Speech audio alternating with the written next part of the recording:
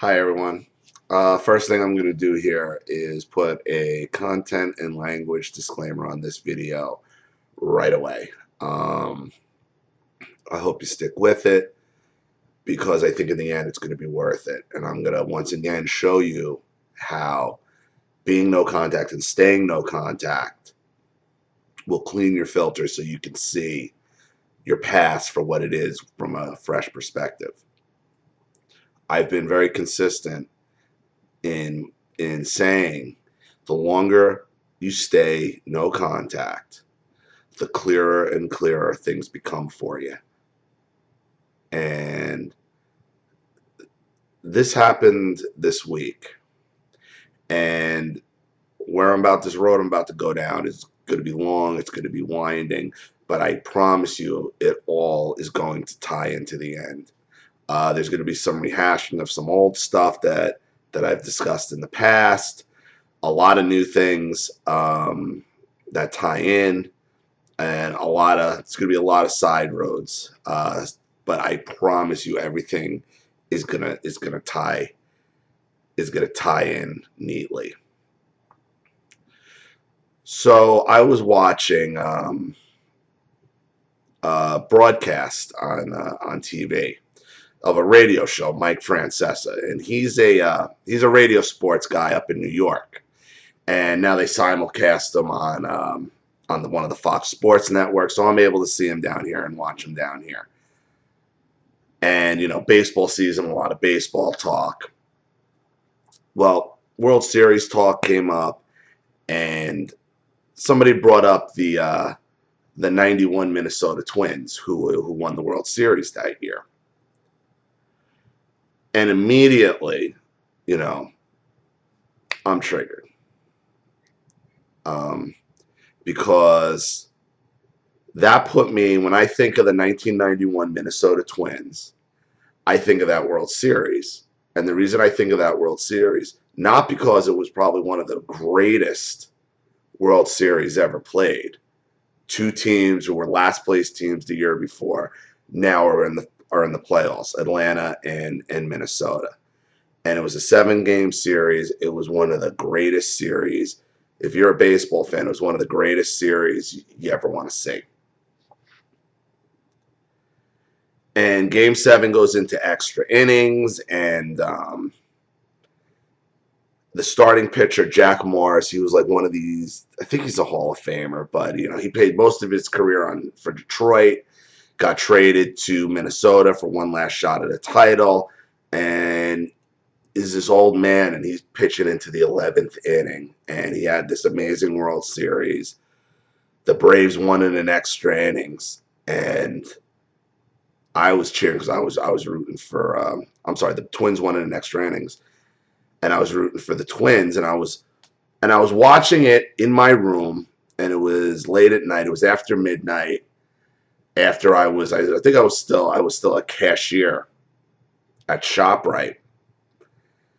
And I had worked late that night, and I had come home, and it was after high school. It was the year I graduated high school, so I was going to college, and I had worked late that night, and I was watching the World Series on this old TV I had found in my parents' basement. There was no cable in my room, but I was able to get the basic station, so I was watching the World Series. And after they won, I'm like, yeah, I clapped. And I look up, and when that happened, I look up, and my father's standing in my doorway in his underwear. And this is something my father did frequently to me.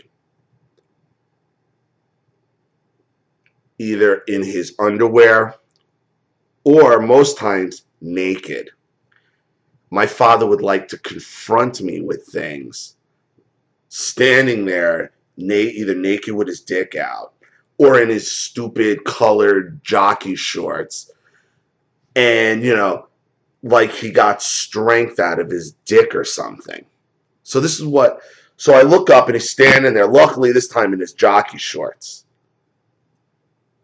and he just looks at me and he points and he goes, I'm going to get my pound of flesh out of you. And I'm like, what? What are you talking? He's like, you heard me. I'm going to get my pound of flesh out of you. And at this point, I was 18 years old. So they were constantly threatening to throw me out of the house. I'd be on the street. And I talked in the past about, at that point, I thought I was helpless. I couldn't do anything. Even though I was working, I could have. And he walks away. Now, mind you, this is a month after. Now, this is in October. That's when the World Series is. My father threw himself on the floor in his office in September of 1991. So now this is a month later. This guy's trying to fake his disability. He's still getting paid from his job at the time. So now here it starts. He's looking at me and I'm going to get my pound of flesh. Like this ominous threat, this vague threat. What? Whatever, man. Like, whatever. And I literally blew him off at that point. I'm like, literally, go away. I just stopped. I'm like, don't even engage it. The next night, I come home from work, and it's after midnight, and I start heating something up on the stove. I was making soup or something quick. I was hungry. I had classes the next morning, and I had classes all day, and again, I was working and late at night at ShopRite. Down the stairs comes my father. This time, bare-ass naked.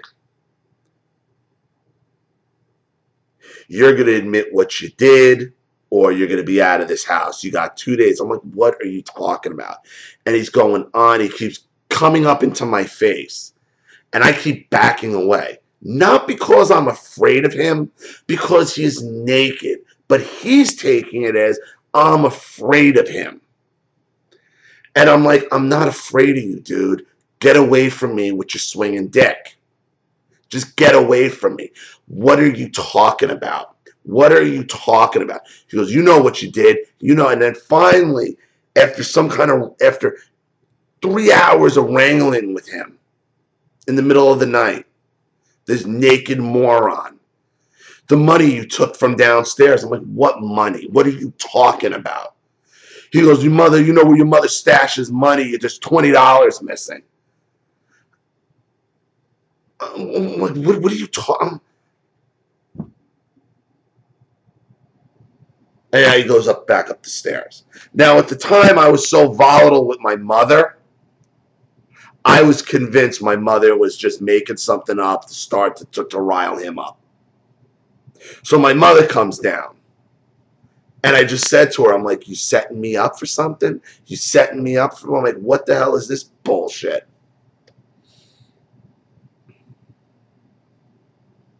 No, I know you took it. I know how much money. I'm like, I didn't. Well, and who took the money? Well, now that I think about it in hindsight, I know exactly who took the money. Well, not exactly. It was either my brother or one of his dickhead friends, because he was the one who spent all the time down there at that point. He was 13, 14 at the time. That's when he was smoking weed, buying 20 bags. It was either him or one of his dickhead friends. But I'm so paranoid that I'm going to get thrown out of the house, or like, what's their angle here? I was just so beaten at that point. Like, I couldn't even think straight. I'm realizing now how to be him.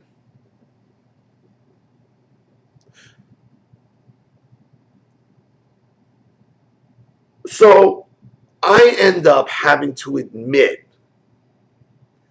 to stealing money that I didn't take out of fear of being thrown out and cast out. And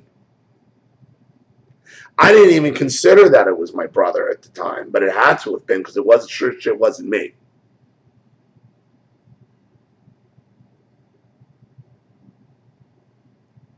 And as I've thought of other things that my brother has done, one of them is stealing money from me.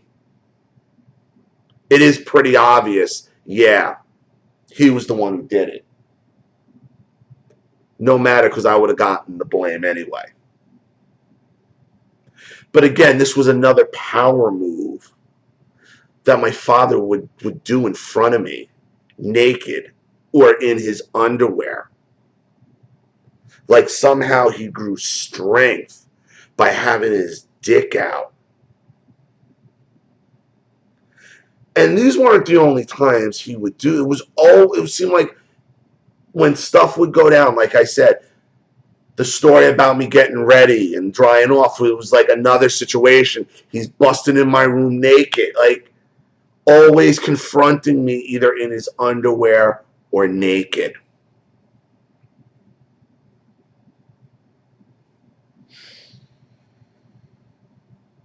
So, as I was watching that show, and the twins brought up, that's how I got on my father's path. And I started thinking, like, why? Well, what is that? Well, what is that? Like, I never realized before. I'm like, holy shit. Every time that dude's confronted me, he's never been wearing anything more than a fucking banana hammock.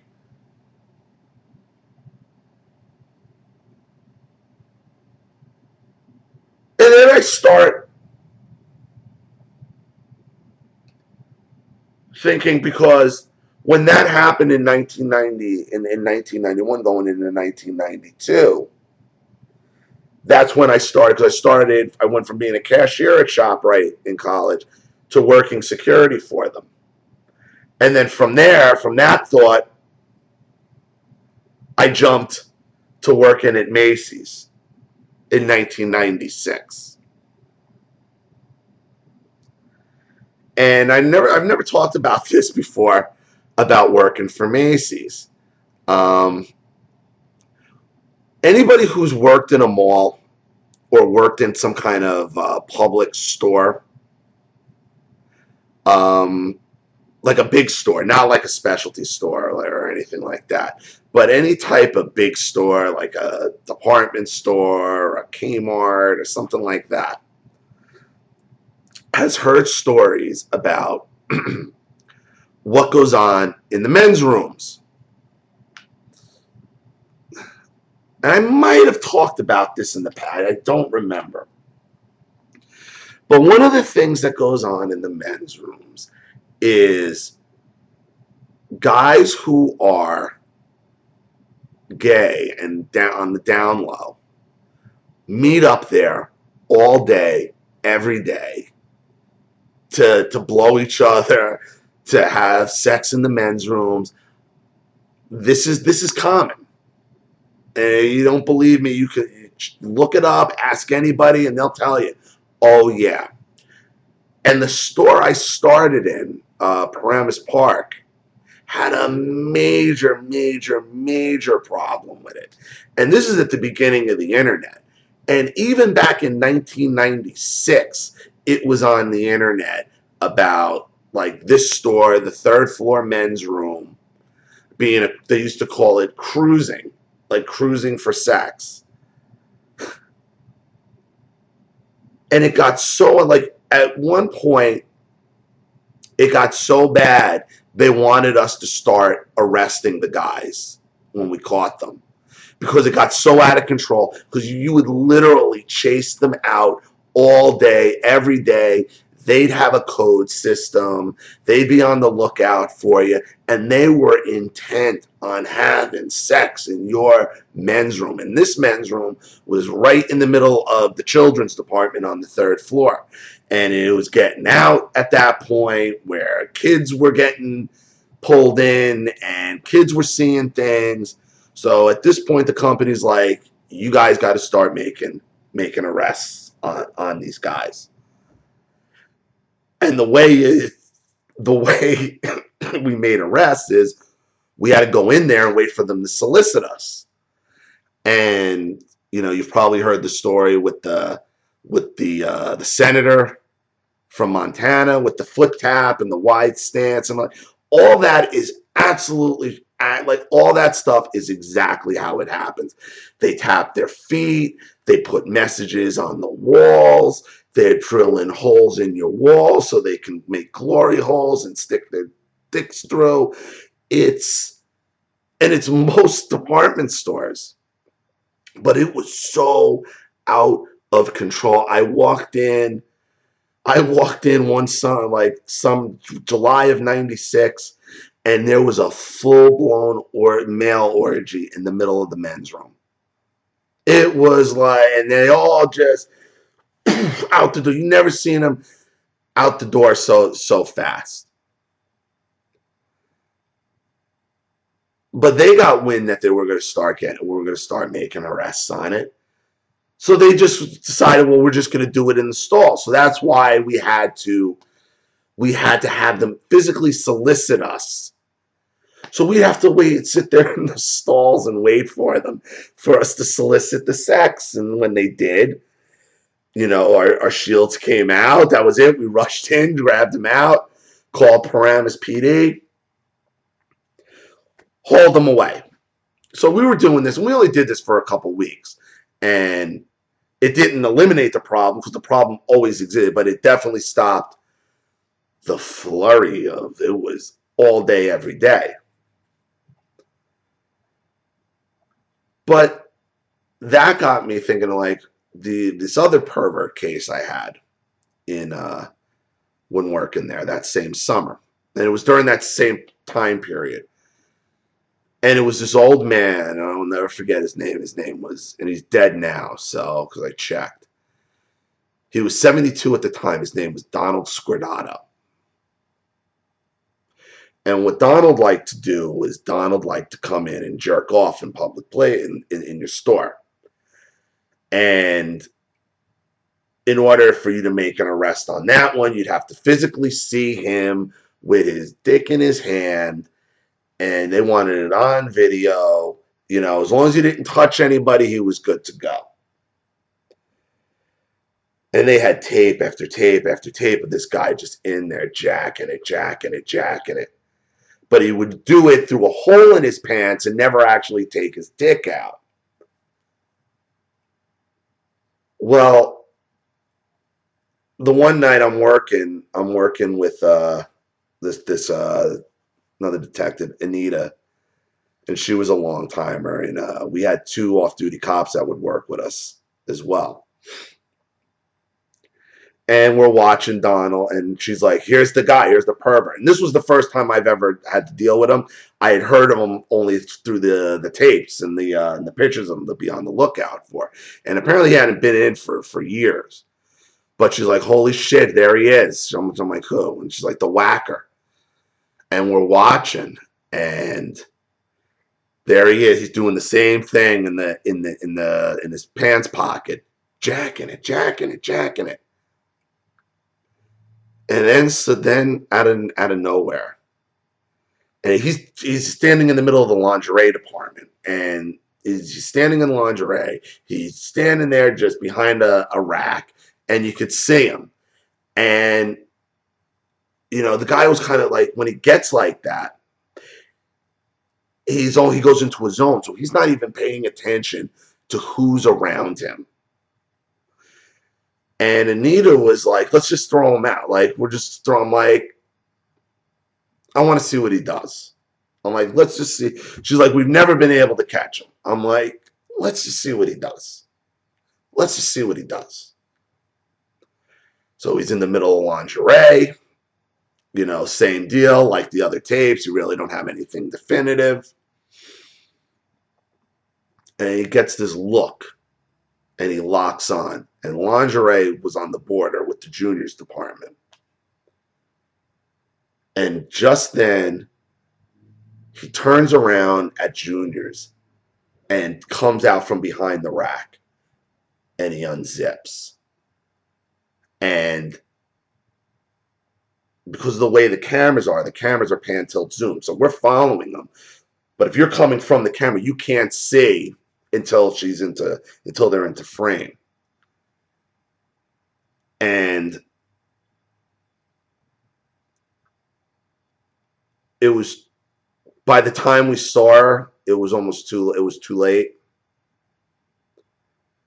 And nothing really bad happened, but he unzips, takes his dick right, like boom, right there, like dead on shot. And then from the side, here comes this girl. She couldn't have been more than 8, 9 years old. And her hair, I'll never forget, was in a ponytail. And as she passes, like he blocks and kind of, as she passes, so she doesn't see him directly. She passes. We get her on camera, like, uh-oh. He reaches out and just strokes the back, like, and just got it right on film. Strokes the back of her hair with his dick in his hand. And me and the 2 cops, like, we were on top of him, I think within 30 seconds. We were out of that office and on top of him and dragging him. And there's an old tape still floating around of us dragging him by his collar backwards through the store. This dirty old man. And luckily when the cops came, so when the cops come, we process them. When the patrol comes, as soon as they walk in the office, they're like, Donald, you again? I'm like, oh, he's an old timer. He's like, I can't tell you how many times we've picked this guy up. So I go down to sign the charges on him. So I go down to sign the charges on him. And I'm talking to the detective, and it's pretty funny back there, with this guy back there. They're all making fun of him, 72 years old. And it turns out this guy is so sick. This guy was so sick. The one detective who was about to retire, he was on had 40 years on the job. He's like, I caught him back in 1964. He goes, I was banging this broad in my patrol car. I look up, there's Donald outside my patrol car window, jacking it, just jacking it. And this guy was still walking around until that case. He got put away and he died in jail. Because we were able to admit, once we had him that time, we were able to get all the other videos we had. And we had 15 prior videos for everything we could get on from the statute of limitations. And he went away, and that was it. He died in prison. So we're sitting in the back, and I'm bullshitting with the Paramus PD. And the guy was like, the detective, the old timer, was like, I haven't seen. He goes with the men's room stuff, because it wasn't only our mall, it was the other malls too. He's like, with the men's room stuff, and now this guy, he goes, we haven't seen this many gay perverts since we raided the old Elmwood Park health club. I remember that vividly, him saying that.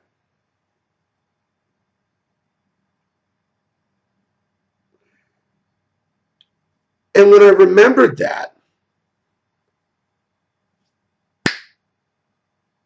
a bulb went off in my head. Ding.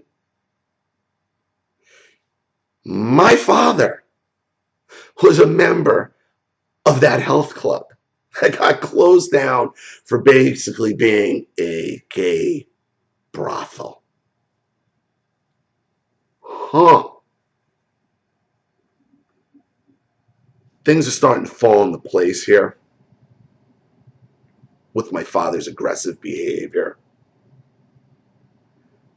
And then I start to think, I'm like, come on.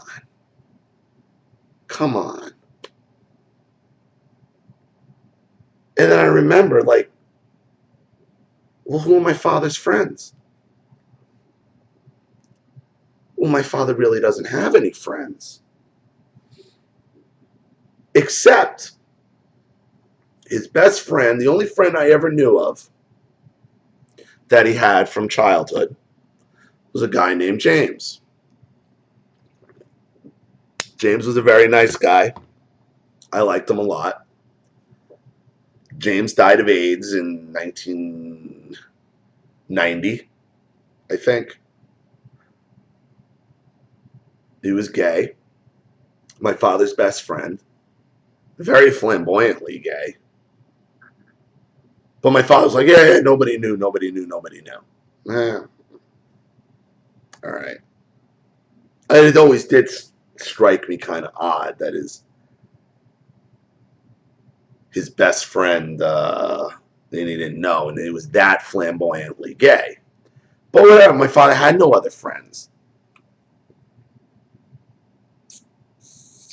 Except the sets of friends that they went through, that they kept having fights with. But that was stuff involving my mother and them. Those were friends of both my parents. I'm talking about, I have friends that are mine. My wife has friends that are hers. We have group friends together. There's different types of friends. My father had no friends that were his friend. And then the only other one was, well, there was two. And then I thought of, well, when my father was working, did he have any work friends? And there was only one guy that he was ever really kept in touch with that he would call a friend.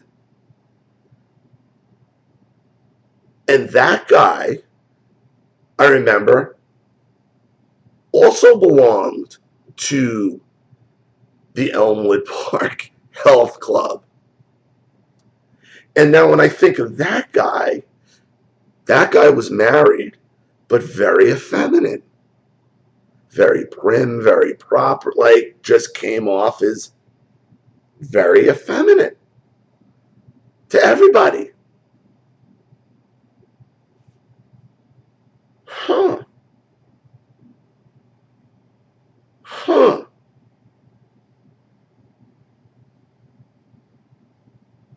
But what about all the porn? Like, what about all the Playboys all over the house? And doing research, I found that,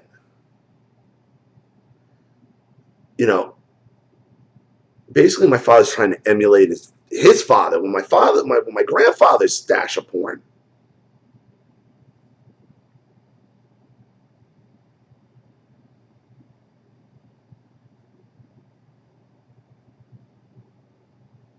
So is it any wonder? My father's goal was always not to feel inadequate to his father. What better way to hide than maybe try to emulate his porn collection and overcompensate for how much this woman wants you and that woman wants you. And, But does my father have any friends outside of work that he didn't grow up with, that he met after, that he's like, somebody he met later in life as an adult? Yeah, he does. The guy who used to live next door to them, and then they moved a couple blocks away, had a family. Nice guy, real jokester. My father, one of these guys, my father just kind of looks up to, always wants to try to make him laugh as a clown.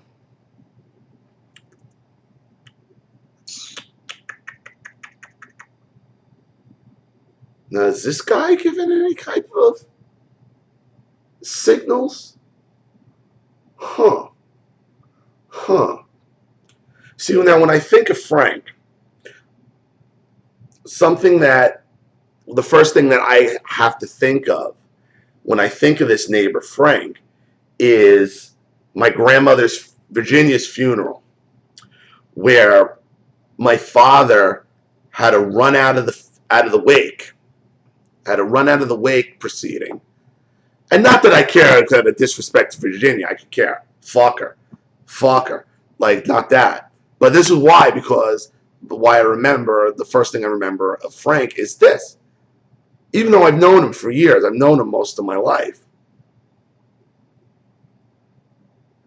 During my narcissistic grandmother Virginia's wake, my father went bolting out of the wake, running out of the wake ceremony, whatever the frig you call it, when running out. So I went out after him, and I thought, like, what the hell is this? He hates Virginia more than me. No, he was laughing. And I'm like, what's going on? And he was like, Frank, Frank, Frank. I'm like, what? What happened? And he goes, he kept whispering in my ear, Meatnormus. I'm like, what? Like, what are you talking about? He goes, now I have to rehash here. This Meatnormus is a name this neighbor has given to my father. And it relates to, if you remember my earlier videos, when we put Virginia into a home. One of the things that happened was, as we were putting her in, Virginia, it was me and my dad and my two aunts. And Virginia starts cursing at everybody except me. She's like, not you, Matthew, I love you. Even though I was the one really having her committed, for the only one that knew how to do it. But she wasn't mad at me. She's like, she goes at my father. You, I know what you're doing with those jazzy shorts on, those jazzy shorts. Like, jazzy shorts? Like, what are you fucking talking about? Yeah, those jazzy shorts with that big dick of yours. This is what she's in the wheelchair. She's like, with that big dick of yours, they're all mesmerized by your dick. And this was the story I was telling, that my father was so goddamn proud of this story that he told everybody about jazzy shorts. Everybody. The only one who played back into it was this guy, Frank. Because as I think about Frank's behavior, Frank couldn't get enough of Virginia's stories. Couldn't get enough of it. Reveled in the drama of it. Who likes drama? And who gives names to another man's dick? I've been a straight man for 41 years. I've never had the urge to comment on the size of another man's dick. Especially a guy who I'm supposed to be friends with. Let alone give it names and talk about your dick.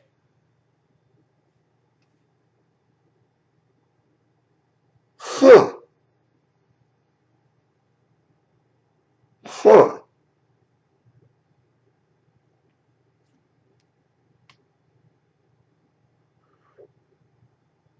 What straight man talks about another straight man's dick? I talk about it here on this channel in relation to sexual abuse. I'm not naming my buddy's fucking cock.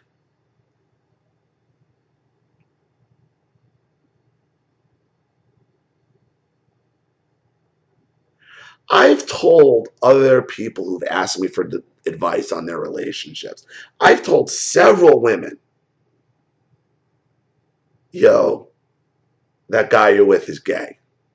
That guy, because it's obvious. But I couldn't see it where the hostility was coming from. It took almost 5 years of being no contact.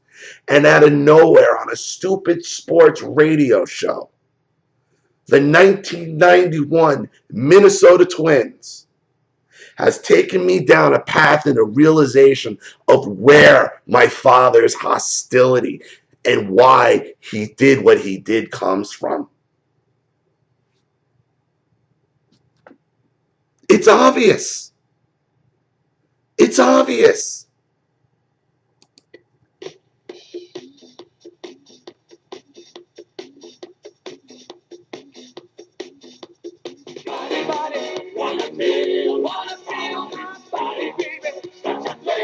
This poor guy.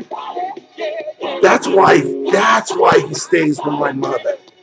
It's the perfect cover for craziness. My mother would complain and tell me your father hides from me when I want to. He hides.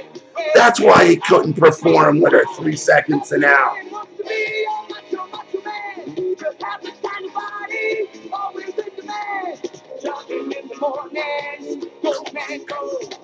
This poor guy.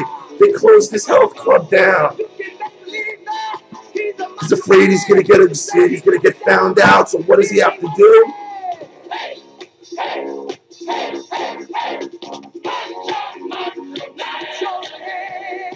He's so afraid he's gonna be friggin' found out. He's gotta exert his dick over his teenage son, like he gets some kind of drawn power from it.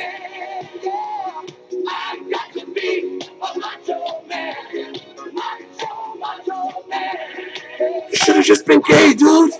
It's cool. You'd have been much happier.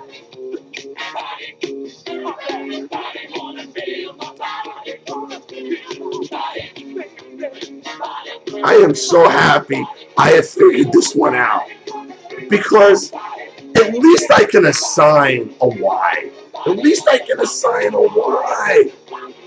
And like, oh my God, you look at these guys who get caught being on the down low and being gay. They act exactly like my father.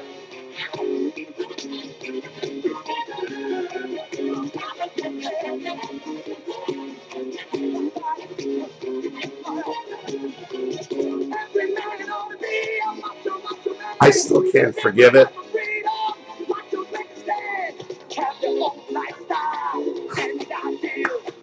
Wow.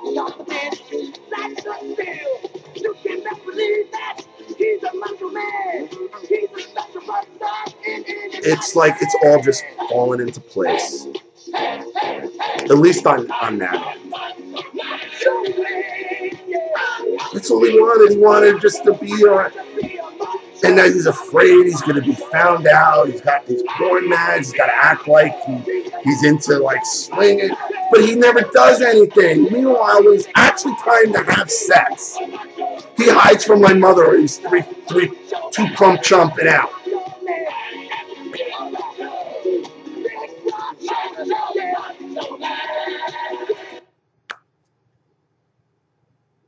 It's like I've been telling everybody.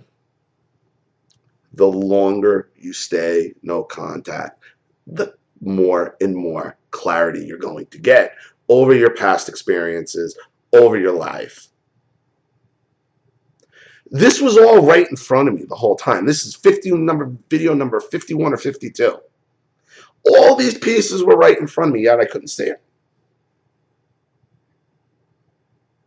The attitudes, the behaviors.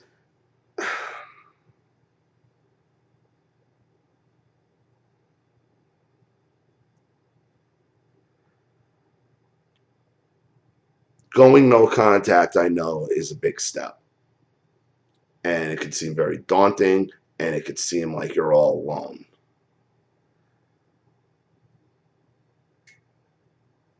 But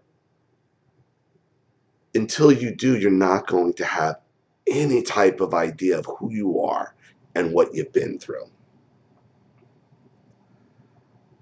All right, everybody. I'm going to make another video really soon, so look out for that. I had a very interesting video today from somebody, and it's in regards to narcissism, child custody, and I get a lot of those. I get a lot of people going through that. Both men and women, mostly men, but some women too. Some women too. And this video I'm going to go through is a perspective of somebody who's actually working for a lawyer, and saw what happened, and it's going to be pretty interesting. So look out for that one. All right, everybody. I hope I tied it all together for you real neat. Let me know what you think. Let me know what you think.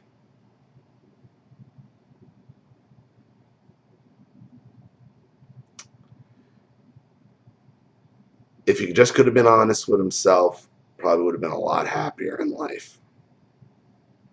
And he wouldn't have one son that wants nothing to do with him and another one that barely talks to him.